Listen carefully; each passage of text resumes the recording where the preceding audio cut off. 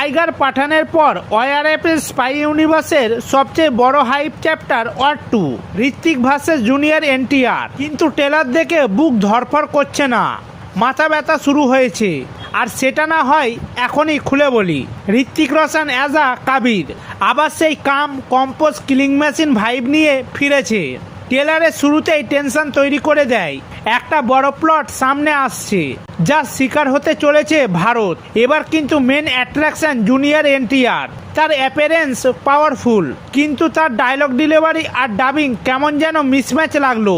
এই ওয়ারটা শুধু দেশ ভার্সেস সন্ত্রাস না, এটা ঋত্বিক ভার্সেস এনটিআর এর ক্লাস। কিয়ারা অ্যাডবানিও আছে, কিন্তু ট্রেলারে দেখে মনে হচ্ছে এই চরিত্রটাকে শুধু ইমোশন অ্যাড করার জন্যই ঢোকানো হয়েছে। She looks good but feels unnecessary. Action scene আর বিগ বোল্ড বাট অনেকটা স্টাইল ওভার সাবস্টেন্স টাইপের। একটা প্লেনের ভেতরে fight, bullet time slow motion, কাবিরের রুপটপ জাম্প, সবকিছু যেন একটু বেশি চেঁচামেচি লাগছে। ভিএফএক্স ভালো, তবে কিছু সিনে মানে রিয়েলিটি হারিয়ে যায়। মনে হচ্ছে যেন অ্যাভেঞ্জার্সের কোনো বিগ গ্রেট ক্লোন দেখছি। এই স্পাই ইউনিভার্স যদি গ্রাউন্ডেড হতো তাহলে ইম্প্যাক্ট অনেক বেশি হতো। এই ট্রেলারের সব থেকে বড় সমস্যা lack of freshness. Tiger 3, Pathaan সবখানেই একই formula. Big hero, foreign location, backstab, betrayal, দেশ রক্ষা।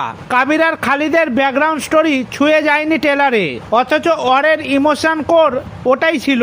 আর এনটিআরকে হিন্দিতে শুনে যে অকওয়ার্ডনেস তৈরি হয়েছে সেটা কোনো ইন্টারন্যাশনাল অডিয়েন্স ইগনোর করবে না। ওয়ার 2 এর trailer visually massive but emotionally average.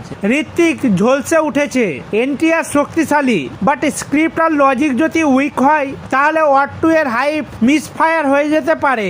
তোমার কি মনে হয় ওয়ার 2 কি ওয়ারকে টপকাতে পারবে? কমেন্ট করে অনেস্ট ওপিনিয়ন বলো।